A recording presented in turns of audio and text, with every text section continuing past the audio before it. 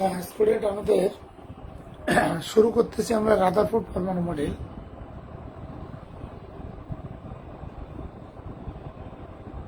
যারা সালাম দিয়েছে ওয়ালাইকুম আসসালাম।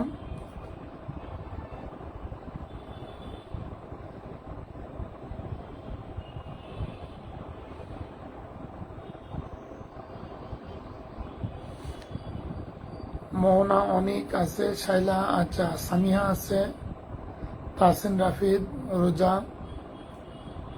শামিমার আইডি, আমাদের মুগ্ধ উপস্থিত আছে, প্রাপ্তি, চয়ন আছে, জ্যোতি,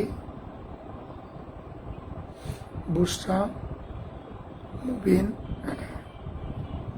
মারুফ, আমির ইসলাম, আরিফ হাসান সাদ না, আচ্ছা আচ্ছা, আবির মাহমুদ অংশ, আচ্ছা দাঁড় ক্লাস 10,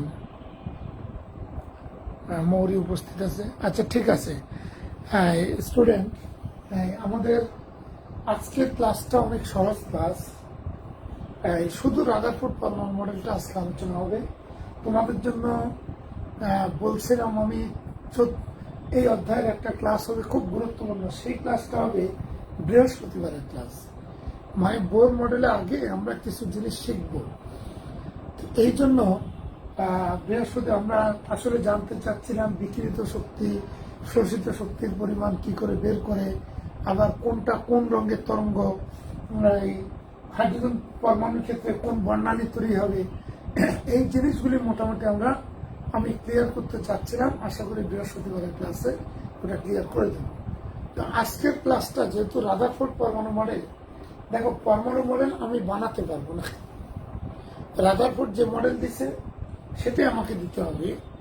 আর যদিও রাদারফোর্ডের মডেলটা তোমাদের বইতে পুরোপুরি আসেনি, কিন্তু তোমাদের বইতে যা আছে তোমাদেরকে সেটাই ফলো করা লাগবে, এটা জরুরি আর কি।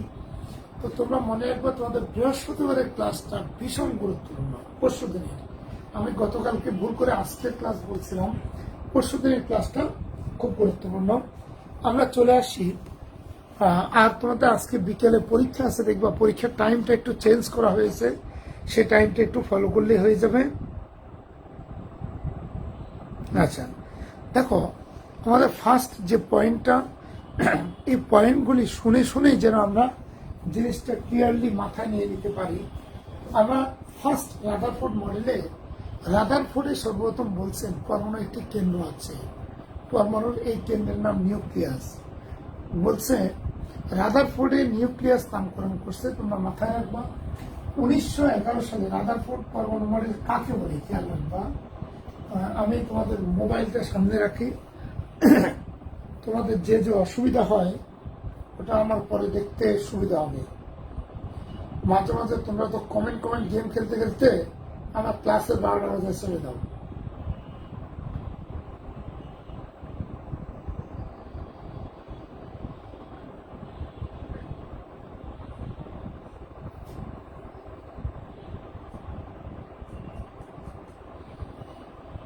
হ্যাঁ ঠিক আছে, দেখো পরমাণু একটা কেন্দ্র। বিজ্ঞানী আর্নেস্ট রাদারফোর্ড 1911 সালে পরমাণুর গঠন সম্পর্কে কতগুলি প্রস্তাবনা উপস্থাপন করেন। বিজ্ঞানী আর্নেস্ট রাদারফোর্ড পরমাণুর গঠন সম্পর্কে কতগুলি প্রস্তাবনা উপস্থাপন করেন। এই প্রস্তাবনাকে 1911 সালে কেউ যদি জিজ্ঞেস করে রাদারফোর্ড পরমাণু মডেল কাকে বলে, তাহলে তুমি বলবা 1911 সালে বিজ্ঞানী আর্নেস্ট রাদারফোর্ড পরমাণুর গঠন সম্পর্কে কতগুলি প্রস্তাবনা উপস্থাপন করেন। এই প্রস্তাবনাকেই বলা হয় রাদারফোর্ড পরমাণু মডেল। তিনি কি বলছেন? তিনি বলছেন পরমাণু একটা কেন্দ্র আছে, এই কেন্দ্রের নাম নিউক্লিয়াস, এবং নিউক্লিয়াসে থাকে ধনাত্মক আধানযুক্ত প্রোটন, এবং নিউক্লিয়াসের বাইরে ঋণাত্মক আধানবিষ্ট ইলেকট্রন অবস্থান গ্রহণ করে। খেয়াল করবা, পরমাণু একটা কেন্দ্র আছে, এর নাম নিউক্লিয়াস, নিউক্লিয়াসের ভিতরে প্রোটন এবং নিউক্লিয়াসের বাইরে, নিউক্লিয়াসের ভিতরে থাকে প্রোটন এবং নিউক্লিয়াসের বাইরে ইলেকট্রন অবস্থান গ্রহণ করে। যেহেতু ইলেকট্রনের ভর আপেক্ষিকভাবে শূন্য ধরা হয়, তাই পরমাণু নিউক্লিয়াসের ভর বলতে প্রোটন ও নিউট্রনের মোট ভরকেই বোঝায়। তাহলে আমরা আরেকবার বলছি, পরমাণু একটি কেন্দ্র আছে, একবারে খুব ধারাবাহিকভাবে আগাবা, মুখস্থ হয়ে যাবে শুনে। পরমাণু একটি কেন্দ্র আছে, এর নাম নিউক্লিয়াস। নিউক্লিয়াসের ভিতরে অবস্থান করে প্রোটন ও নিউট্রন, আর ইলেকট্রন নিউক্লিয়াসের বাইরে অবস্থান করে। ঠিক আছে, তাহলে নিউক্লিয়াসের ভিতরে থাকে প্রোটন ও নিউট্রন, নিউক্লিয়াসের বাইরে ইলেকট্রন অবস্থান গ্রহণ করে। যেহেতু ইলেকট্রনের ভরকে আপেক্ষিকভাবে শূন্য ধরা হয়, আপেক্ষিকভাবে মানে প্রোটনের সাথে তুলনা করে ইলেকট্রনের ভর এত এত ক্ষুদ্র যে বলছে ইলেকট্রনের ভরকে আপেক্ষিকভাবে শূন্য ধরা হয়।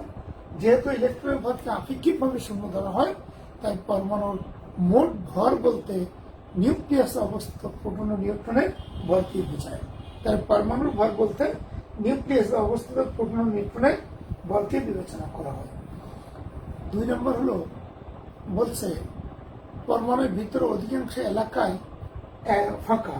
পরমাণুর নিউক্লিয়াস অত্যন্ত ক্ষুদ্র, ক্ষুদ্রটা এরকম, পরমাণুর নিজের ব্যাস, পরমাণুর ব্যাস যেখানে 10⁻⁻10 সেন্টিমিটার, সেখানে নিউক্লিয়াসের ব্যাস হচ্ছে 10⁻15 সেন্টিমিটার। এটা দশমিকের পরে 10টা শূন্য দিয়ে 1, এটা দশমিকের পরে 15টা শূন্য দিয়ে 1। এর মানে এই দুটোর মধ্যে পার্থক্য হচ্ছে 10⁵। অর্থাৎ আমরা বলতে চাচ্ছি পরমাণুর নিউক্লিয়াস পরমাণুর তুলনায় 1 লক্ষ ভাগের 1 ভাগ। অর্থাৎ আমরা নিউক্লিয়াস অত্যন্ত ক্ষুদ্র, পরমাণুর ভিতরে অধিকাংশ জায়গায় ফাঁকা। আর এটা আপনি জেনে রাখবা যে নিউক্লিয়াসের ব্যাস পরমাণুর ব্যাসের তুলনায় 1 লক্ষ ভাগের 1 ভাগ। এখন আমি যদি বলি যে এটা হচ্ছে পরমাণু, তাহলে এটা পরমাণু হলে এইটা হলো তার নিউক্লিয়াস। তো বলছে নিউক্লিয়াসের ব্যাসটা পরমাণুর ব্যাসের 1 লক্ষ ভাগের 1 ভাগ। তুমি বলবে স্যার পরমাণু আপনি এত ক্ষুদ্রভাবে লিখছেন, এত বড় করে পরমাণু লিখছেন, পরমাণু কি আসলে এত বড়? আমরা জানি পরমাণু কথার অর্থ হলো পরম অণু, পরম মানে অত্যন্ত, অণু মানে ক্ষুদ্র। তাহলে পরমাণু মানে কি? অত্যন্ত ক্ষুদ্র। কতটা ক্ষুদ্র? ওই যে আমি আগে বলছি এই যে রয়ের ফোঁটা, এর মধ্যে বলছে 25,000 কোটি কার্বন পরমাণু আছে।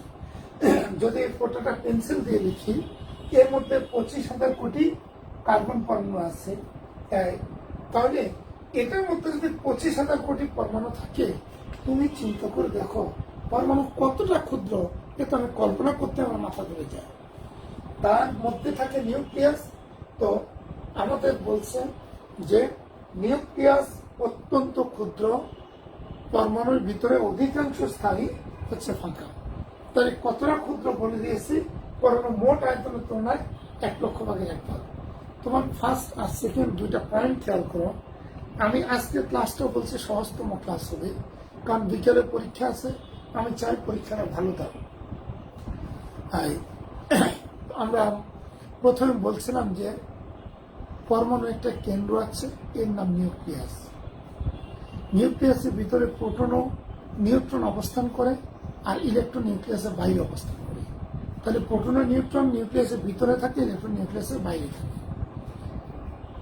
যেহেতু ইলেকট্রনের ভরকে আপেক্ষিকভাবে শূন্য ধরা হয়, তাই পরমাণুর ভর বলতে নিউক্লিয়াসে বিদ্যমান প্রোটন ও নিউট্রনের ভরকেই বোঝায়। এবার বলছে সৌরজগতে সূর্যের চারদিকে, এটাকে সৌর মডেলও বলে, সোলার সিস্টেম মডেল বা সৌর মডেলও বলে। বলছে সৌরজগতে সূর্যের চারদিকে গ্রহগুলি যেমন ঘূর্ণায়মান থাকে, ইলেকট্রন ঠিক তেমনি নিউক্লিয়াসের চারদিকে ঘূর্ণায়মান অবস্থা আছে। তাহলে সৌরজগতে সূর্যের চারদিকে বিভিন্ন কক্ষপথে গ্রহগুলি যেমন ঘূর্ণায়মান থাকে, ইলেকট্রন নিউক্লিয়াসের চারদিকে বিভিন্ন কক্ষপথে ঘূর্ণায়মান থাকে। তাহলে এই পয়েন্টটা অত্যন্ত গুরুত্বপূর্ণ যে সৌরজগতে সূর্যকে কেন্দ্র করে বিভিন্ন কক্ষপথে যেমন গ্রহগুলি ঘুরছে, তেমনি ইলেকট্রনও নিউক্লিয়াসকে কেন্দ্র করে বিভিন্ন কক্ষপথে ঘুরছে। দেখো পরমাণুতে যে কটি প্রোটন থাকে তার সমান সংখ্যক ইলেকট্রন থাকে।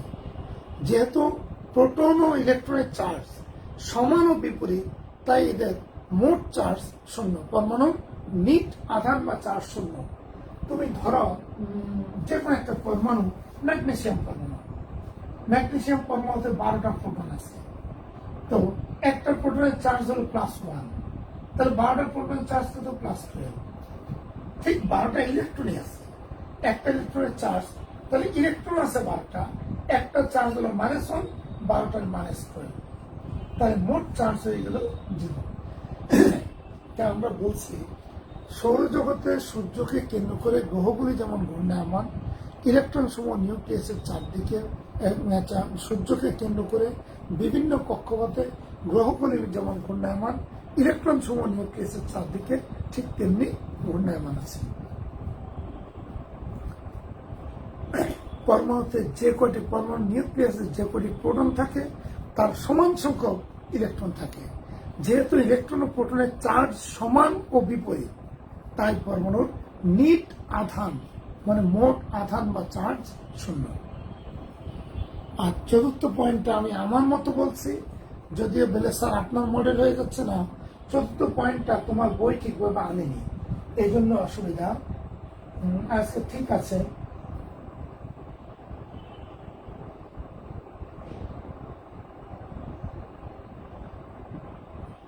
পিরিয়ডিক টেবিলে স্যার সবসময় মৌলের পরমাণুর ব্যাস কি একই থাকে, মৌলের পরমাণুর ব্যাস কি একই থাকে। হ্যাঁ, আপেক্ষিকভাবে এগুলো একবারে আপেক্ষিক না, এটা এরকম একটা পরমাণুর ব্যাসকে এত ধরা হয় বা এত বলা হয়, এটা যে একবার টু দ্য পয়েন্টে মিলবেই তেমন কোনো কথা না। কারণ ভরটা ব্যাসটা এত ক্ষুদ্র, দশমিকের পরে 9টা শূন্য দিয়ে 1 লেখা, তাহলে দশমিকের পরে 14টা শূন্য দিয়ে যেমন 1 লিখছি, এখানে 9টা শূন্য দিয়ে 1 2 3 4 5 6 7 8 এই 9টা শূন্য 1, আর দশমিকের পরে 14টা শূন্য দিয়ে 1। তাহলে দেখো এই মানগুলি একবারে যে তুমি বললে যে স্যার সব পরমাণু ব্যাস কি একই না, সব পরমাণু ব্যাস এক না, সেক্ষেত্রে কি হয়, আপেক্ষিক একটা মান ধরা হয়। পিরিয়ডিক টেবিলে উপর থেকে নিচে গেলে একবার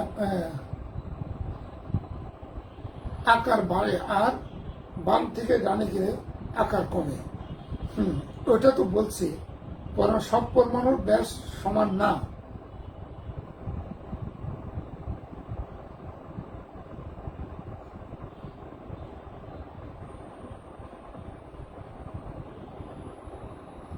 এত রাত কেমনে আসে আপনার, মানে কি তাসকিন এসবি, তুমি কি বলতে চাচ্ছ তুমি একটু বলো তো। কে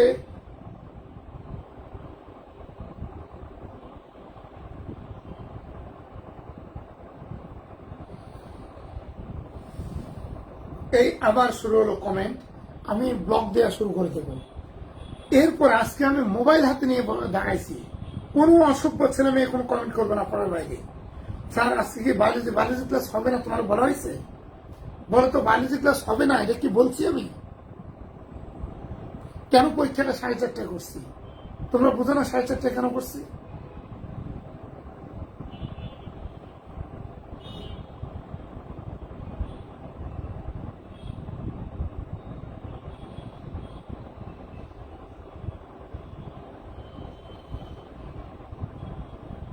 এই তাসকিন এসবি, এই এসবি অসভ্য এসবি বাদ দিয়ে সরাসরি নাম ব্যবহার করবা,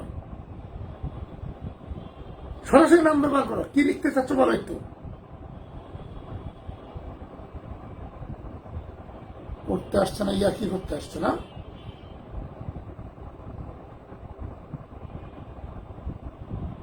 তোমার নিজের ছবি ব্যবহার করো।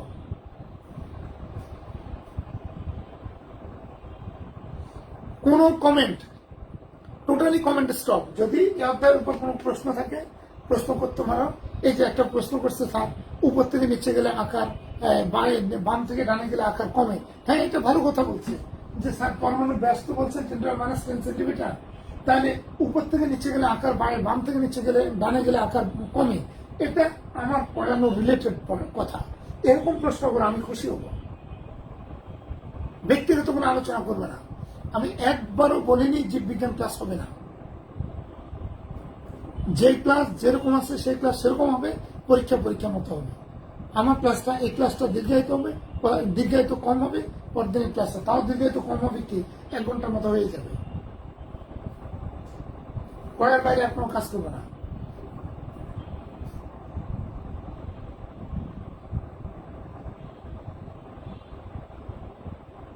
আচ্ছা, এখন আমরা 3টা পয়েন্ট নিয়েছিলাম। 1 নম্বর পয়েন্ট হলো পরমাণু একটি কেন্দ্র আছে, এই কেন্দ্রের নাম নিউক্লিয়াস। নিউক্লিয়াসের ভিতরে প্রোটন ও নিউট্রন গ্রহণ করে অবস্থান করে, আর নিউক্লিয়াসের বাইরে ইলেকট্রন অবস্থান করে। যেহেতু ইলেকট্রনের ভরকে আপেক্ষিকভাবে শূন্য ধরা হয়, তাই পরমাণুর ভর বলতে নিউক্লিয়াসের বিদ্যমান প্রোটন ও নিউট্রনের ভরকে বোঝায়। নিজেকে সাপোর্ট করে দেওয়া। পরমাণুর নিউক্লিয়াস অত্যন্ত ক্ষুদ্র। তাহলে অত্যন্ত ক্ষুদ্র বলছে পরমাণুর মোট আয়তনের তুলনায় নিউক্লিয়াসের আয়তন অত্যন্ত ক্ষুদ্র, আমরা এটা বলি। তাহলে পরমাণুর নিউক্লিয়াস অত্যন্ত ক্ষুদ্র, পরমাণুর ভিতরে অধিকাংশ স্থানই ফাঁকা। 2 নম্বর পয়েন্ট শেষ। 3 নম্বর পয়েন্ট বলছে সৌরজগতে সূর্যকে কেন্দ্র করে গ্রহগুলি যেমন বিভিন্ন কক্ষপথে ঘূর্ণায়মান, ঠিক তেমনি ইলেকট্রন নিউক্লিয়াসকে কেন্দ্র করে বিভিন্ন কক্ষপথে ঘূর্ণায়মান থাকে। একটি পরমাণুতে যে কয়টি প্রোটন থাকে তার সমান সংখ্যক পরমাণুর নিউক্লিয়াসে বিদ্যমান, কোন পরমাণুর নিউক্লিয়াসে বিদ্যমান প্রোটন সংখ্যা সমান সংখ্যক ইলেকট্রন নিউক্লিয়াসের বাইরে ঘূর্ণায়মান থাকে। যেহেতু ইলেকট্রন ও প্রোটনের চার্জ সমান ও বিপরীত, তাই পরমাণুর নেট চার্জ শূন্য। তাহলে এটা মাথায় রাখবা, যে কটা প্রোটন থাকে সে কটা ইলেকট্রন থাকে। প্রোটনের চার্জ +1, ইলেকট্রনের চার্জ -1। তাহলে যেহেতু ইলেকট্রন আর প্রোটন সমান, তাই পরমাণু মোট চার্জ শূন্য, এটা বলতে চেয়েছি। আচ্ছা, এবার একটু খেয়াল করবা, 4 নম্বর পয়েন্টটা আমি আমার মতো একটু বলছি। 4 নম্বর পয়েন্ট হলো ধনাত্মক আধান বিশিষ্ট নিউক্লিয়াস। আমি লিখছি, কোথায় খেয়াল করলো, এটাই তোমাকে বলতে হবে আর কি। ধনাত্মক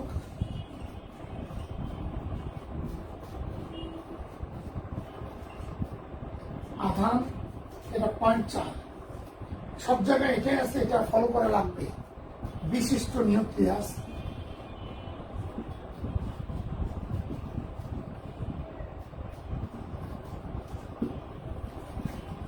ও ঋণাত্মক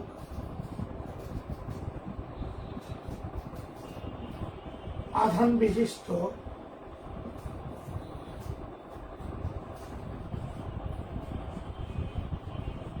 ইলেকট্রনের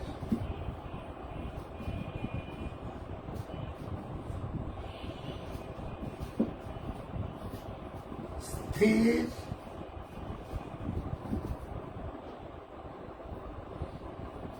বৈদ্যুতিক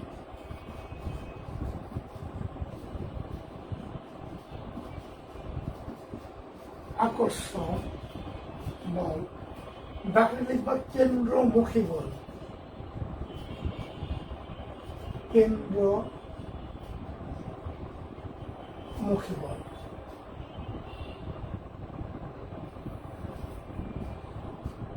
এটা মধ্যাকাশ স্থির আকর্ষণ বল ও ঘূর্ণায়মান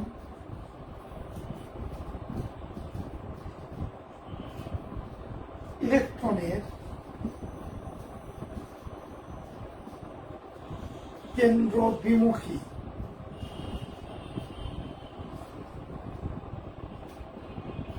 বল, ব্র্যাকেট হলো কেন্দ্রাতিক বল।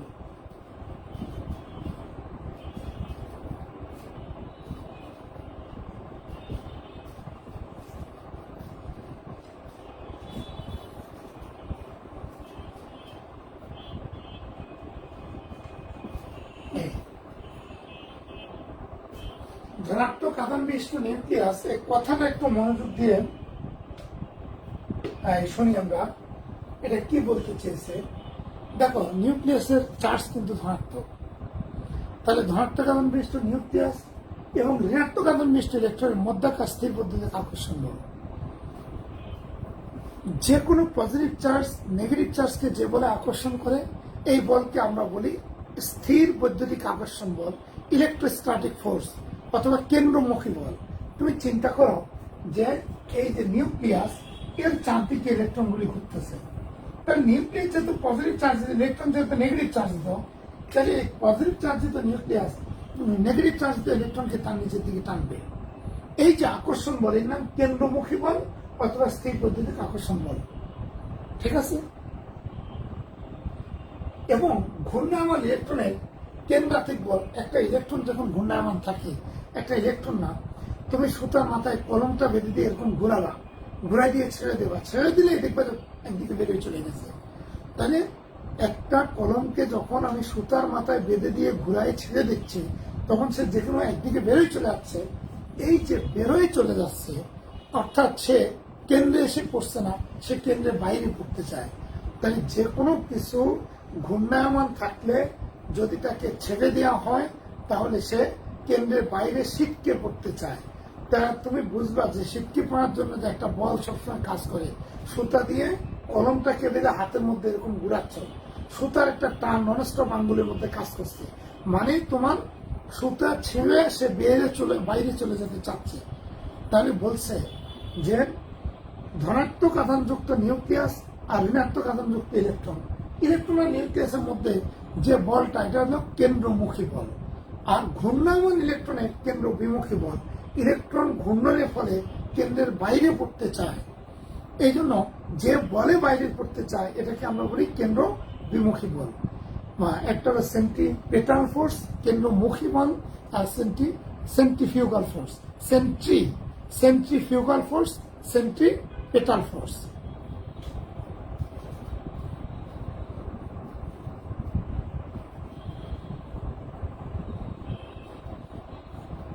এটা হলো কেন্দ্রাতিক বল। কেন্দ্রাতিক মানে কেন্দ্র বিমুখী, আর সেন্ট্রি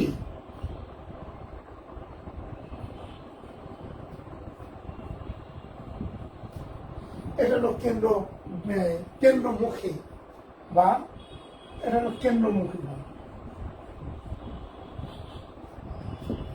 আচ্ছা, তো আমাদের এই কথাটা মুখস্থ না হলে তুমি তোমার মতো করে মাথার মধ্যে একটু ঢুকায় না যে ঘূর্ণায়মান ধনাত্মক আধান বিশিষ্ট নিউক্লিয়াস যে ধনাত্মক আধান বিশিষ্ট, এতে তোমার কোনো সন্দেহ নাই। তাহলে ধনাত্মক আধান বিশিষ্ট নিউক্লিয়াস আর ঋণাত্মক আধান বিশিষ্ট ইলেকট্রনের মধ্যাকার স্থির বৈদ্যুতিক আকর্ষণ বল। একটা নিউক্লিয়াস ইলেকট্রনকে যে বলে আকর্ষণ করবে তার নাম হলো ইলেকট্রোস্ট্যাটিক ফোর্স, স্থির বৈদ্যুতিক আকর্ষণ বল। এবং ঘূর্ণায়মান ইলেকট্রনের কেন্দ্র বিমুখী বল, ইলেকট্রন ঘূর্ণনের ফলে কেন্দ্রের বাইরে পড়তে চায়, যে বলে বাইরে পড়তে চায় তাকে আমরা বলি কেন্দ্র বিমুখী বল।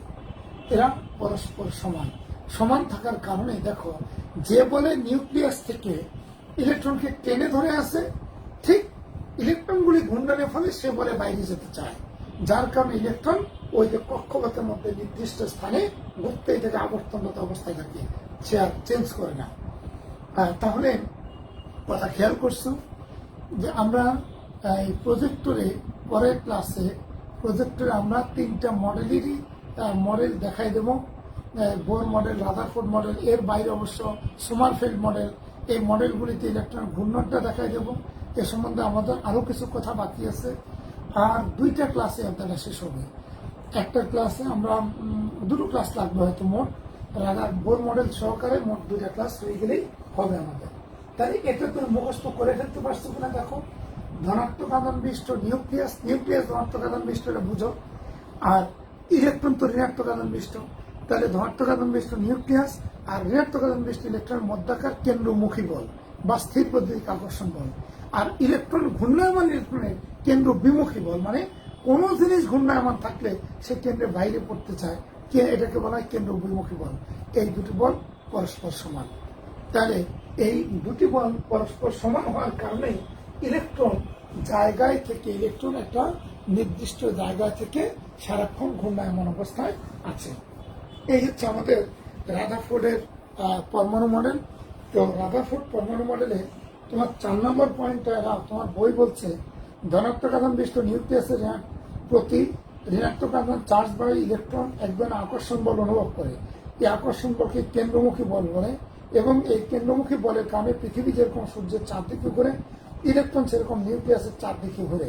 তো স্টুডেন্টরা পড়তে গেলে সে বলবে তাহলে আকর্ষণ করে একটা কেন্দ্রমুখী বলের কারণে যদি আকর্ষণই হয় তো ইলেকট্রন নিউক্লিয়াসের ভিতরে ঢুকে যায় না কেন? এটা তো তোমার প্রশ্ন থাকবে যে স্যার আমার বই যেটা লিখছে আমি যদি এটা ফলো করতে যাই তাহলে আমার ইলেকট্রন কেন নিউক্লিয়াসের ভিতরে আসে না? এই জন্য তোমাকে এই পয়েন্টটা আমি লিখে দিয়েছি যেন তোমার নোট আকারে থাকে।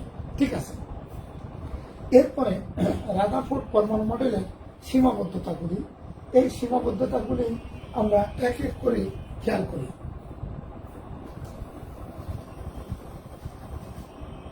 সীমাবদ্ধতার 1 নম্বর পয়েন্ট, আমি আমার মতো পয়েন্টগুলি বলছি, তোমার বইয়ের 8 পেজ হতে পারে।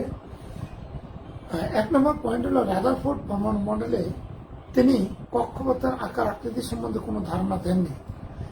কক্ষপথগুলি কত বড় হবে, কত ছোট হবে, শেপ কেমন হবে।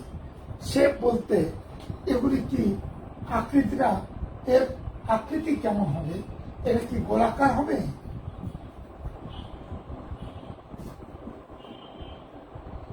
মানে বৃত্তাকার, উপবৃত্তাকার,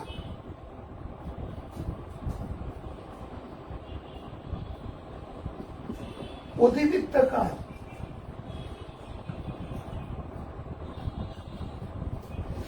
সরলরৈখিক,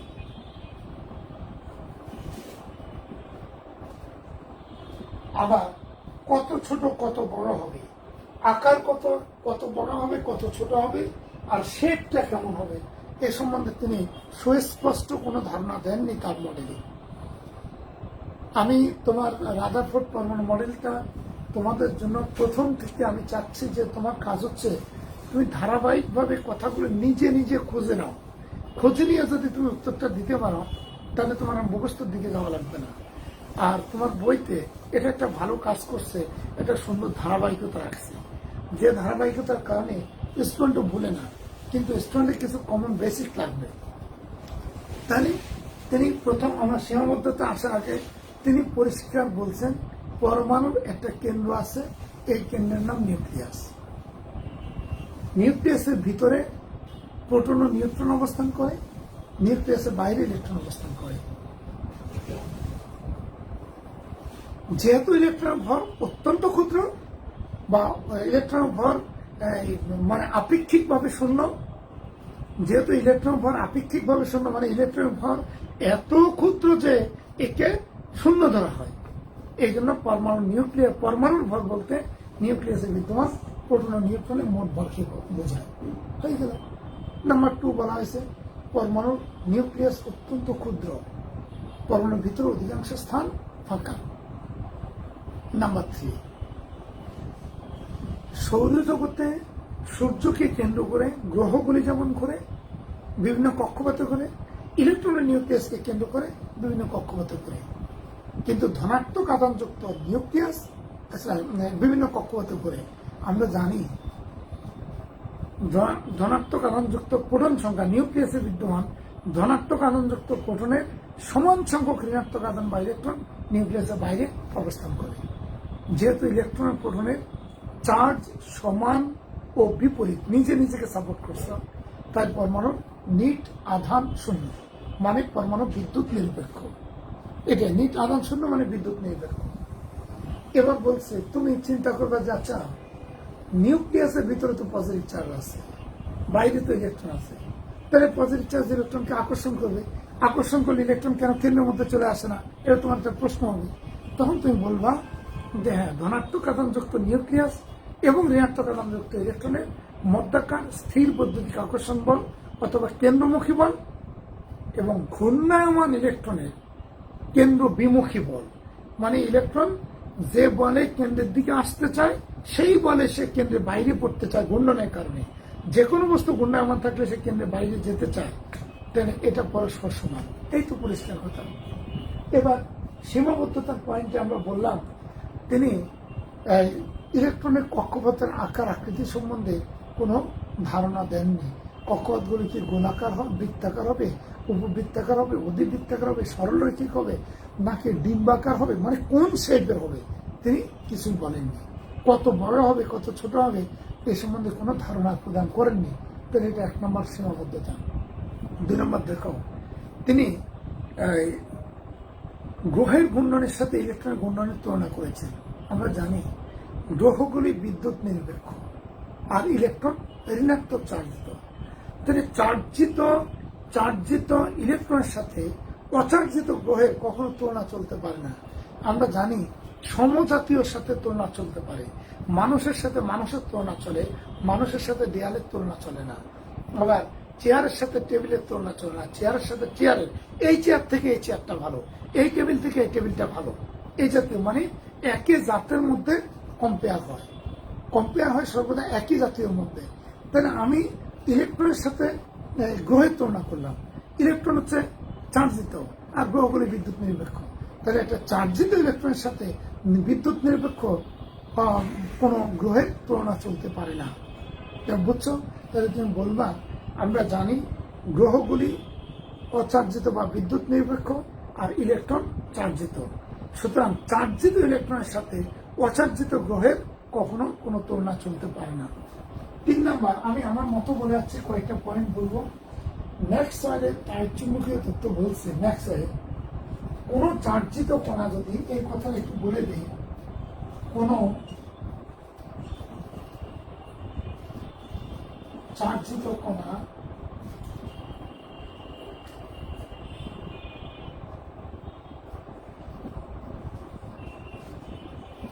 বৃত্তাকার পথে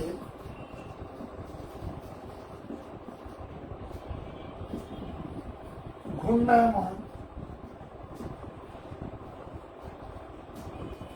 তা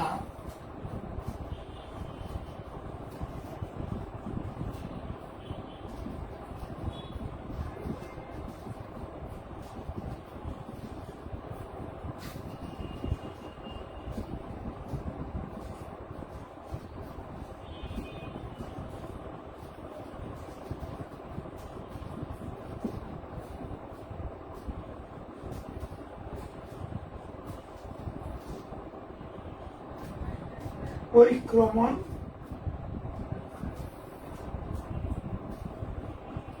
করে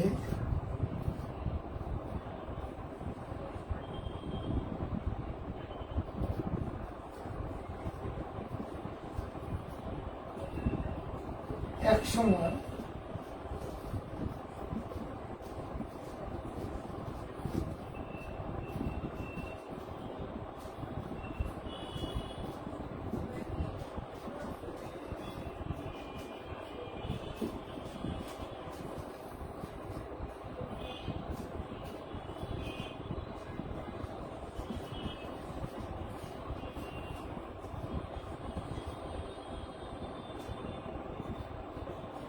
বা ছেলে মেয়ে সব পারে, এই জন্য আস্তে আস্তে ছেড়ে চলে যাচ্ছে, কোনো অসুবিধা নাই। ইলেকট্রনকে আলাদা করে রাখা,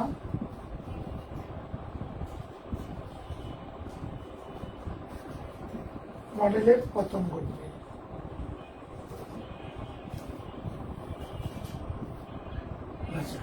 তাহলে আমরা বললাম অনেকটা চার্জিত কণা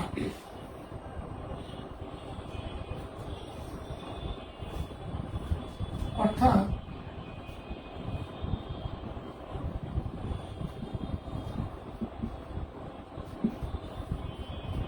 ম্যাক্সওয়েলের তাড়িৎ চুম্বকীয়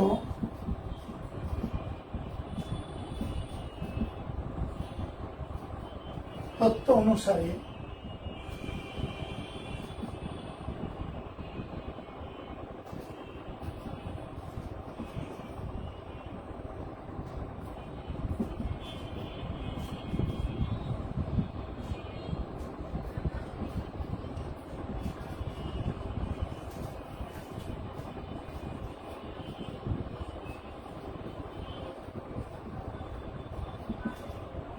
ম্যাক্সওয়েলের তাড়িৎ চুম্বকে দেখো, ম্যাক্সওয়েলের তাড়িৎ চুম্বকের তথ্য বলছে কোন একটা চার্জিত কণা যদি বৃত্তাকার পথে ঘূর্ণায়মান থাকে তাহলে সেটি ক্রমাগত শক্তি বিকিরণ করবে।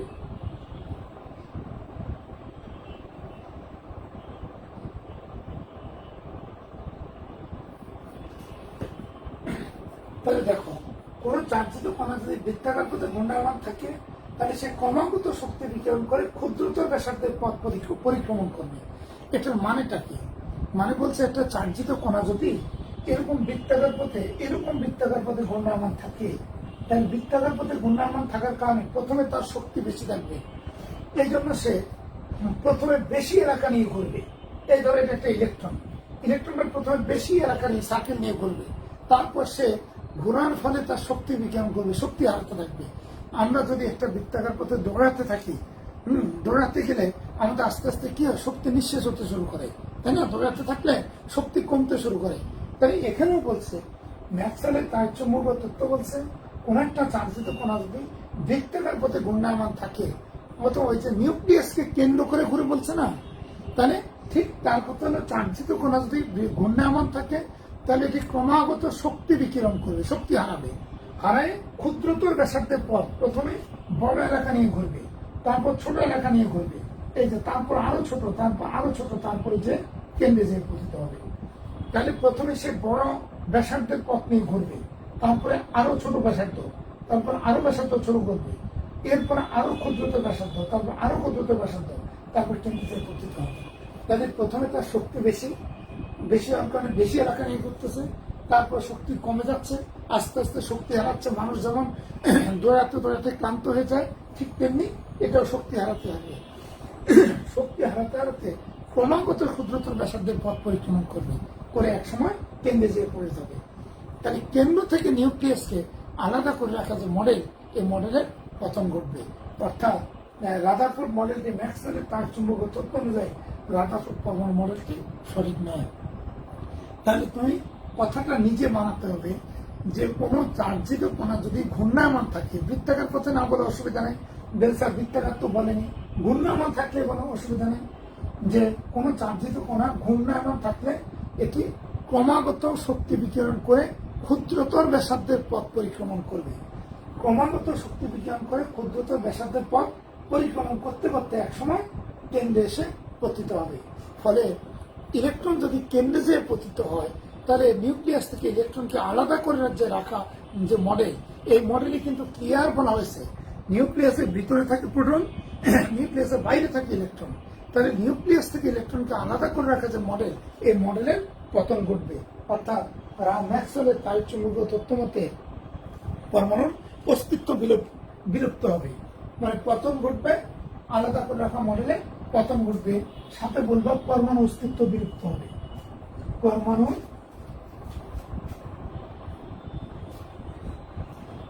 অস্তিত্ব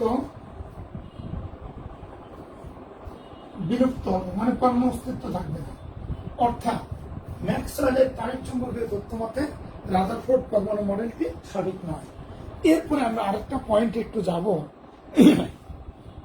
দেখো, সূর্যকে কেন্দ্র করে আবর্তিত গ্রহগুলি ভর ও ধর্ম ভিন্ন প্রকৃতির, এবং গ্রহগুলির কিন্তু নিউক্লিয়াসকে কেন্দ্র করে আবর্তিত। আমরা সবাই জানি যে সূর্যকে কেন্দ্র করে যে গ্রহগুলি পৃথিবী, মঙ্গল, বুধ, বৃহস্পতি, শুক্র, এই গ্রহগুলি ভর ও ধর্ম সম্পূর্ণ ভিন্ন। তাহলে আমরা এই পয়েন্টটা একটু লিখি। এটা তো লিখে দিলাম, এটা আমি বুঝবো। 1 মিনিট সময় দিলাম, 1 মিনিটের মধ্যে এটা লিখো। আমাকে আর 2টা পয়েন্ট লিখতে হবে, 2টা পয়েন্ট লিখবো, তুমি একটু লিখো। স্যার না, ম্যাক্সওয়েলের তাড়িৎচুম্বকীয় তত্ত্ব ভুল না। ম্যাক্সওয়েলের জান্নাতুল ফেরদৌস বুস্টার প্রশ্ন করছে, স্যার ম্যাক্সওয়েলের তাড়িৎচুম্বকীয় তত্ত্ব কি ভুল? না না না,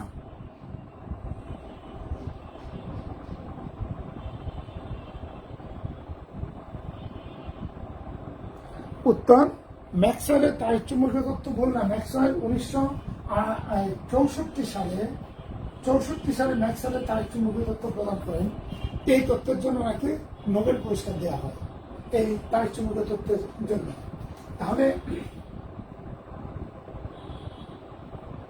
1864 সালে এর জন্য তাকে নোবেল পুরস্কার দেওয়া হয়। আর এই তত্ত্বটা ভুল না, এই তত্ত্বটা রাইট। রাদারফোর্ড পরমাণু মডেলটা তাহলে প্রশ্নের সম্মুখীন হয়ে গেল। আর রাদারফোর্ড তো শুরু করছে, এরপরে তো সংশোধন আসবে, সোমারফিল্ড মডেল আসে, এরপরে তোমার বোর মডেল আসবে, সোমারফিল্ড মডেল আসবে, হাইজেনবার্গ অনিশ্চয়তা নীতি আসবে। এক একজন মানে বিভিন্ন জন পরবর্তীতে পরমাণু গঠন নিয়ে বিভিন্ন ব্যাখ্যা করে গেছেন। শুরুটা করে গেছেন বিজ্ঞানী আর্নেস্ট রাদারফোর্ড। তাহলে তার আগেও কিন্তু আরেকজন শুরু করছিলেন থমসন, সবার আগে শুরু করছিলেন থমসন, তারপরে আসছিলেন রাদারফোর্ড 1911 সালে। তাহলে আর ম্যাক্সওয়েলের তাড়িৎচুম্বকীয় তত্ত্ব কিন্তু তার আগে দেওয়া হয়েছে। তাহলে দেখো ম্যাক্সওয়েলের তাড়িৎচুম্বকীয় তত্ত্বটা ঠিক আছে। তাড়িৎচুম্বকীয় তত্ত্বের ডেটটা আমি কি ভুল করতেছি, আমি একটু দেখে নেই।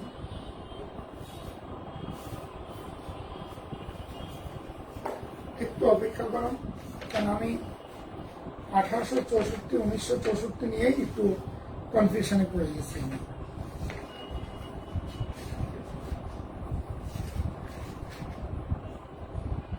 1864 ঠিক আছে।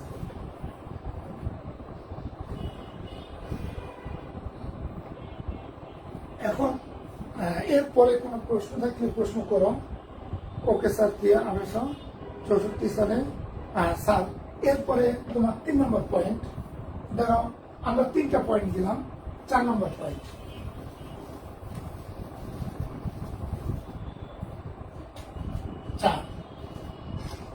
এই মডেলে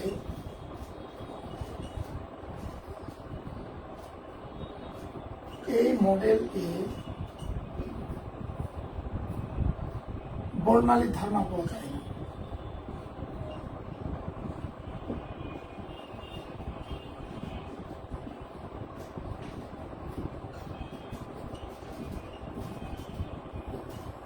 মানে শক্তির শোষণ ও বিকিরণের ফলে যে বর্ণালীটা সৃষ্টি হয়, এই বর্ণালী সম্বন্ধে এই মডেলে কোনো ধারণা দেয়া হয়নি।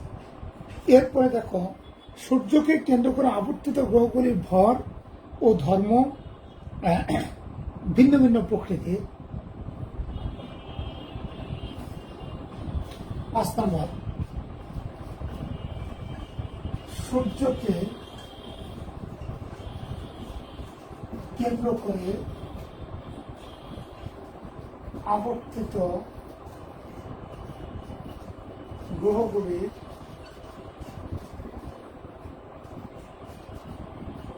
ভর ও ধর্ম ভিন্ন ভিন্ন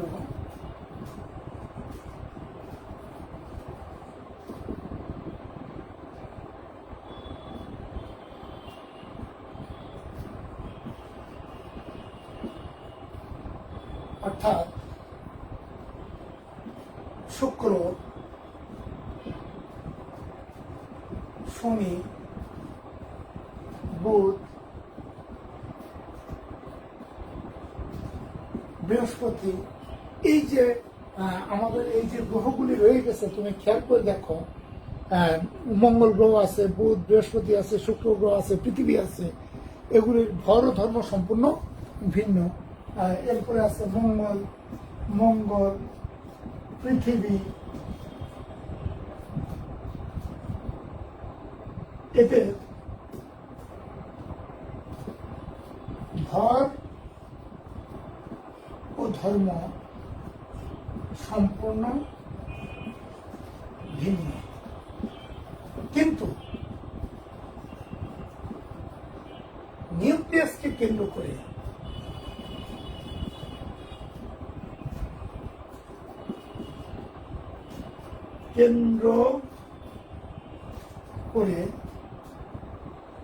আবর্তিত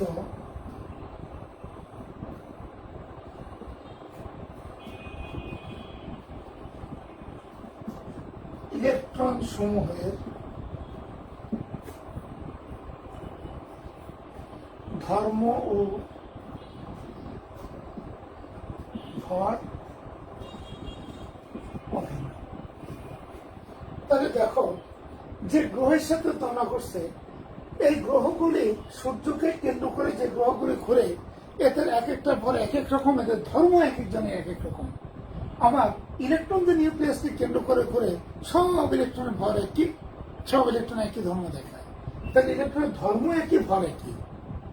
নাহলে নিউক্লিয়াসকে কেন্দ্র করে আবর্তিত ইলেকট্রনের ভর ও ধর্ম একই, কিন্তু নিউক্লিয়াসকে কেন্দ্র করে আবর্তিত গ্রহগুলির ধর্ম ভর সম্পূর্ণ ভিন্ন প্রকৃতি। তারপরে আমরা পঞ্চম একটা পয়েন্টের দিকে আলোকপাত করব।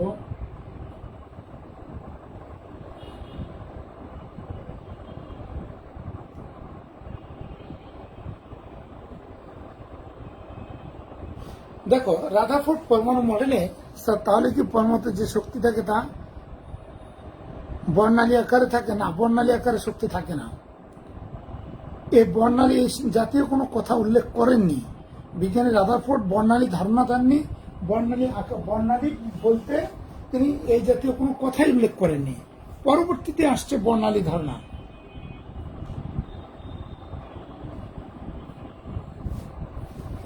দেখো, রাদারফোর্ড পরমাণু মডেল অনুযায়ী 6 নম্বর,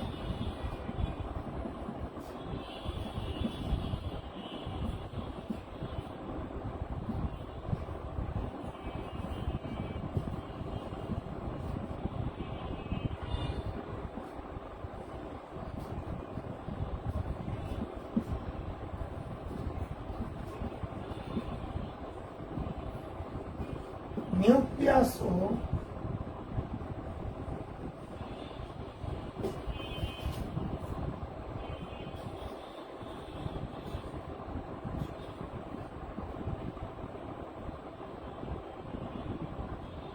রাদারফোর্ড পরমাণু আছে নিউক্লিয়াস ও ইলেকট্রনের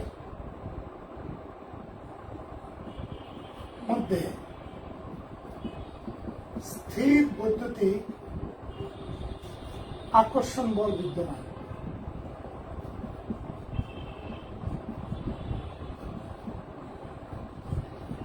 দেখো, রাদারফোর্ড পরমাণু মডেল অনুসারে নিউক্লিয়াস ইলেকট্রনের মধ্যে স্থির বৈদ্যুতিক আকর্ষণ বল বিদ্যমান, কিন্তু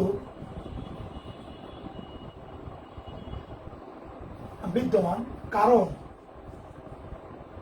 নিউক্লিয়াস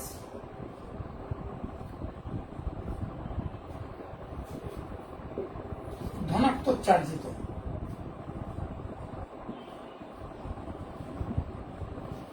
এবং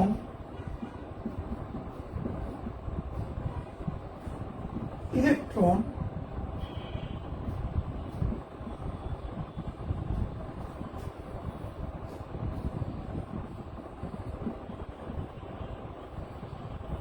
ঋণাত্মক চার্জিত।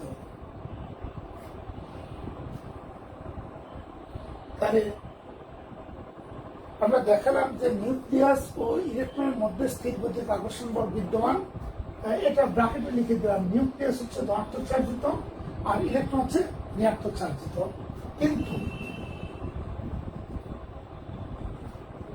সৌরজগতে সূর্য ও তার গ্রহগুলোর মধ্যে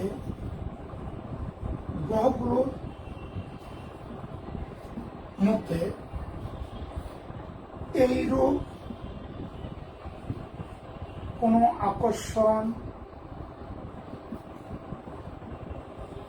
বল বিদ্যমান নাই।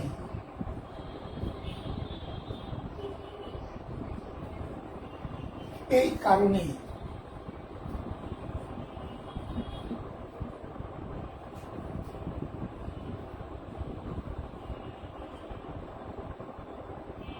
গ্রহের সাথে ইলেকট্রনের তুলনা চলতে পারে না।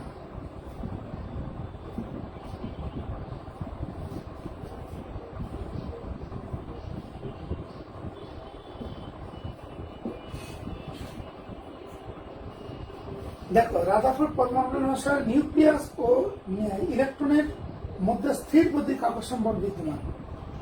ব্র্যাকেটে নিউক্লিয়াস ধনাত্মক চার্জিত, ইলেকট্রন ঋণাত্মক চার্জিত। এই কারণে কিন্তু সূর্য তার গ্রহগুলির মধ্যে এরকম কোনো আকর্ষণ বল বিদ্যমান নাই। তাই বা এই বিদ্যমান নাই দিলে যথেষ্ট, মানে এটা একটা সীমাবদ্ধতা। এর মানে হচ্ছে এদের মধ্যে তুলনা আসলে হওয়া উচিত না। আর দেখো, 7 নম্বর হচ্ছে ইলেকট্রন সমূহ স্বাভাবিক নিয়মে ইলেকট্রন সমূহ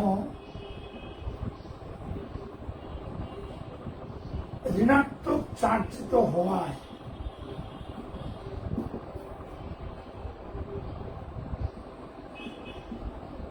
এরা পরস্পরকে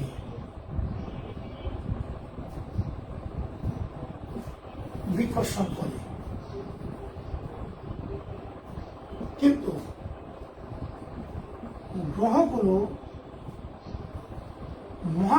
নিয়মে। কারণ মহাকর্ষ নিয়মটা কি? মহাকর্ষের প্রতিটি বস্তু তোমার পরস্পরকে আকর্ষণ করে, নিয়মে পরস্পরকে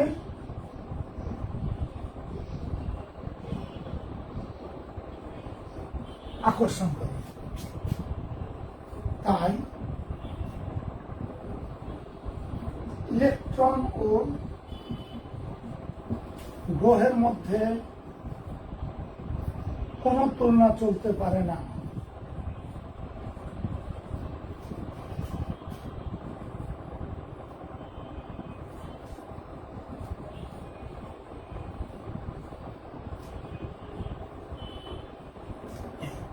আমি পয়েন্টগুলি লিখে দিলাম, ইম্পর্টেন্ট, যেহেতু ভবিষ্যতেও পড়তে হবে রাদারফোর্ড মডেলটা, যেহেতু ভবিষ্যতে লাগবে, এই জন্য আমি আমার মতো করে লিখে দিলাম। ইলেকট্রন সমূহ ঋণাত্মক চার্জিত হয়, এরা পরস্পরকে বিকর্ষণ করে, কিন্তু গ্রহগুলি মহাকর্ষ নিয়মে পরস্পরকে আকর্ষণ করে। তাই ইলেকট্রন গ্রহের মধ্যে কোনো তুলনা চলতে পারে না। তাই তোমার বই এবং বইয়ের সাথে সামঞ্জস্য রেখে আর 3টা পয়েন্ট বাড়াই দিলাম, দিয়ে মোটামুটি এখান থেকে তুমি ধারণা করতে পারবা। আজকে এ পর্যন্তই আমাদের পড়াটা থাকবে। ধন্যবাদ সবাইকে। কোনো প্রশ্ন থাকলে প্রশ্ন করতে পারো। রুবা জান, অনেকদিন পরে তোমার দেখতেছে বোধহয়। ও না, নিউটন ঠিক আছে। ও রুতবা জান, তোমাদের কোনো প্রশ্ন থাকলে প্রশ্ন করতে পারো।